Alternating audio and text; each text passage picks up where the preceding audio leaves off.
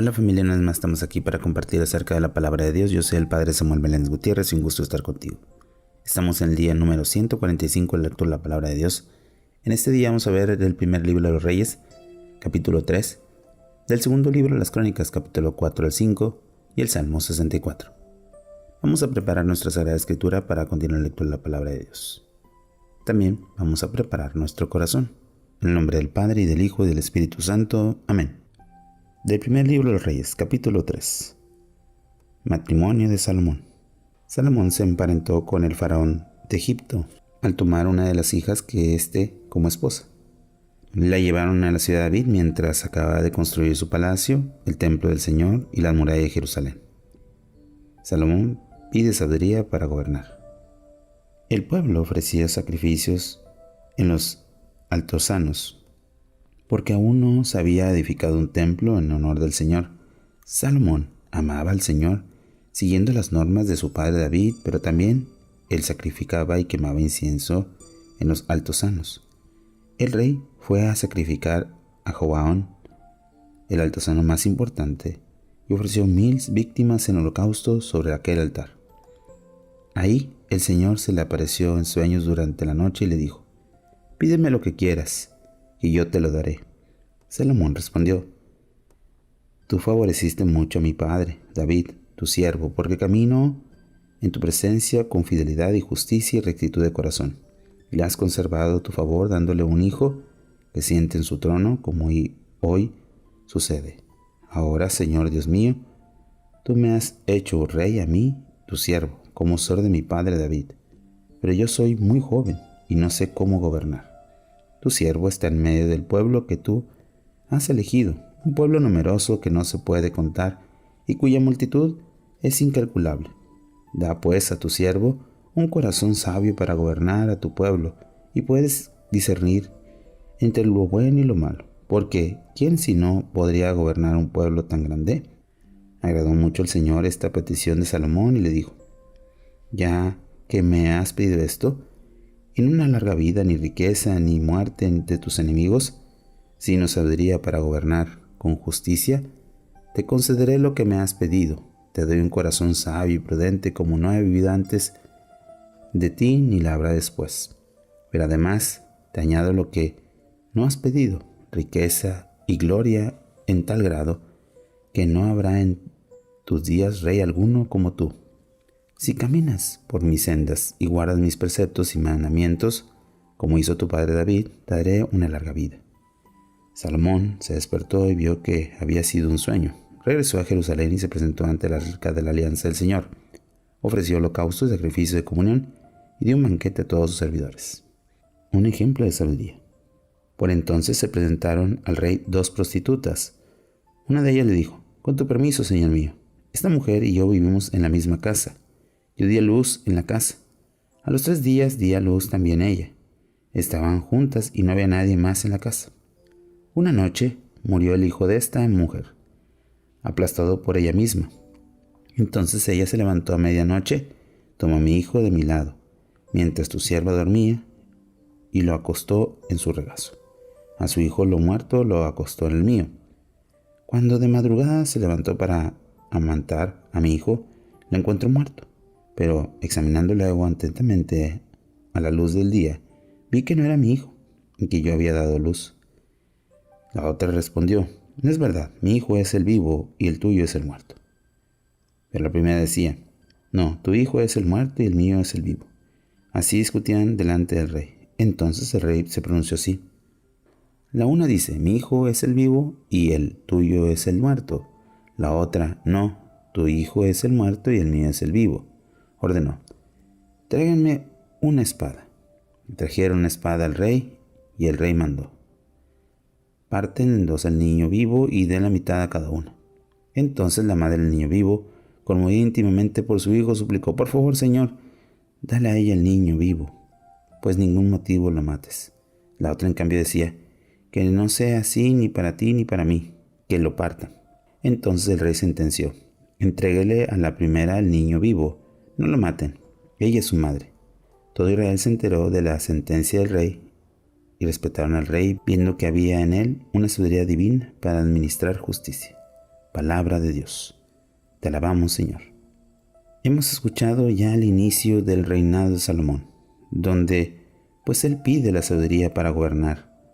Y sobre todo vemos un ejemplo de sabiduría en este momento, pues del comienzo de su reinado. ¿Cuántas veces nosotros hemos pedido algo a Dios para vivir según nuestra conveniencia y no para dar gloria a Dios? Meditemos un poco la palabra de Dios y veamos cómo es que esa sabiduría llega a nuestro corazón.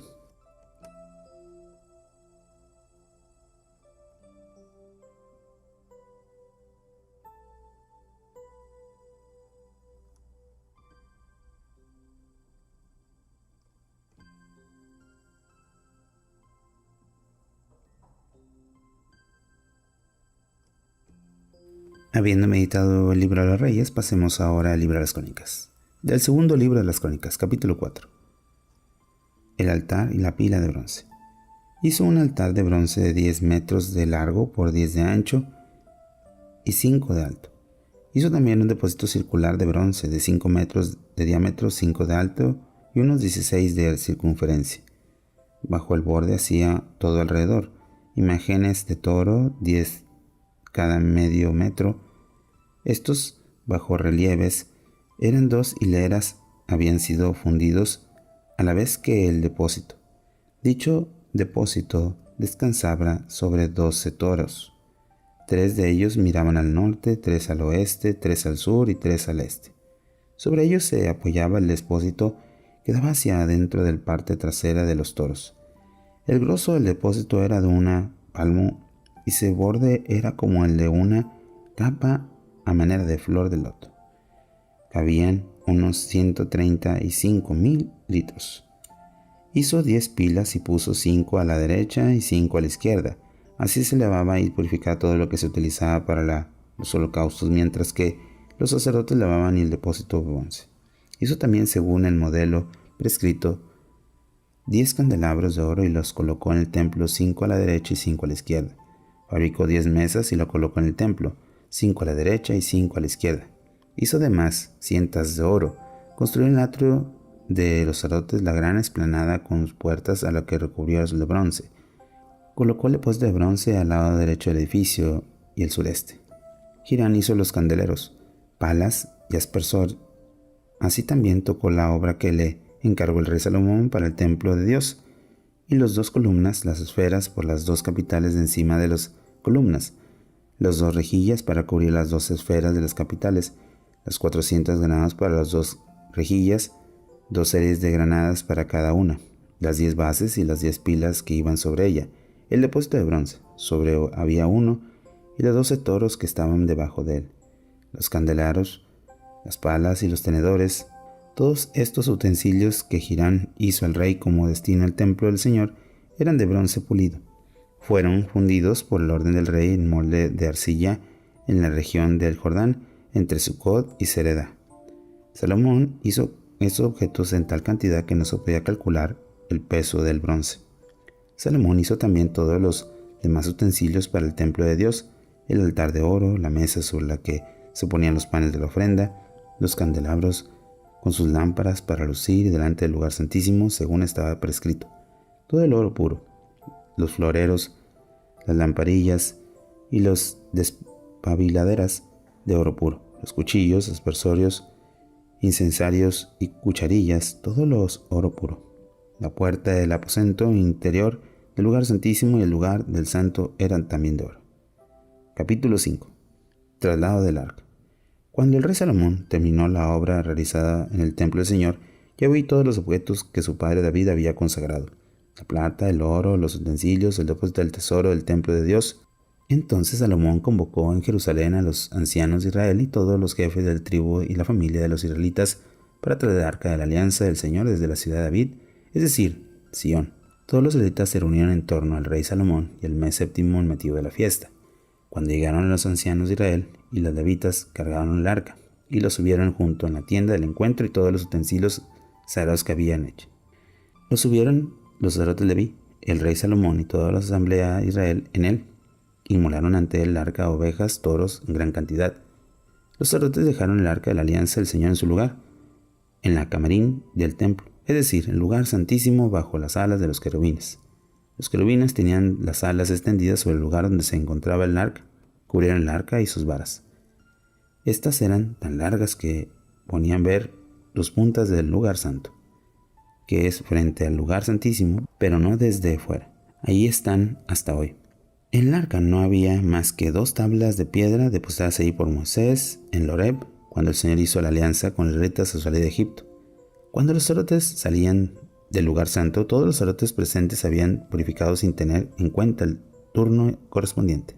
Todo el coro de levitas, cantores, Asafá, Emá y Edetún, con sus hijos y familiares, vestidos con túnicas de lino, hacían sonar las silbalos, las arpas, las cítaras, puesto de pie en la parte oriental del altar.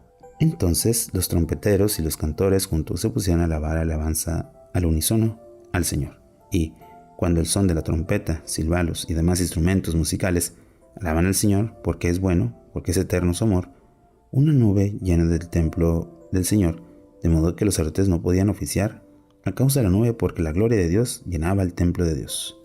Palabra de Dios. Te alabamos, Señor. Vemos cómo ya se está estructurando todo el templo, cómo ya se están haciendo también los ritos necesarios para, la alabanza. Para nosotros podríamos meditar este texto. ¿Qué tan importante ha sido un lugar santísimo, un lugar sagrado, un nicho, una capilla, un templo? ¿Cómo es que nosotros le damos esa importancia y le damos también lo necesario para hacer presente a Dios en nuestras vidas? Meditemos un poco la palabra de Dios.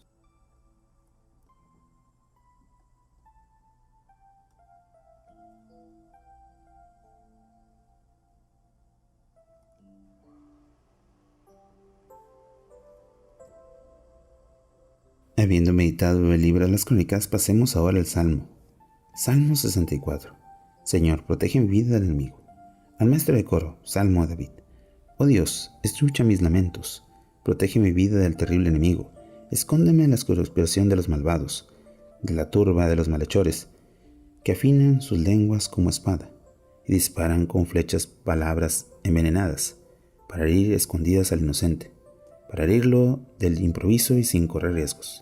Se empeñan en sus malos propósitos, esconden trampas con astucia pensando, ¿quién podrá destruirlo? Proyectan crímenes diciendo, bien lo hemos proyectado. La mente y el corazón del hombre son impenetrables, pero Dios lo hiere con sus flechas. De improviso quedan heridos. Su propia lengua los arruina y quienes los ven menean la cabeza. Entonces toda la gente se llena de temor cuando lo que Dios ha hecho y medita sus obras. El justo se alegra que el Señor encuentra refugio en él y felicita a todos los rectos de corazón. Oración final. Padre, muéstrame tu camino. Enséñame a pedir lo necesario para mi vida y para los míos. Hazme sentir que yo sigo tus pasos y alcanzo tu misericordia. Provoca siempre en mí tu grandeza y así alcanzar tu amor. Tú que vives y reinas por los siglos de los siglos. Amén. Bueno, familia, hemos tenido un día más de lectura de la palabra de Dios, esperando que podamos seguir en esta gran aventura. Que tengas un bonito día y una fantástica semana. Bendiciones.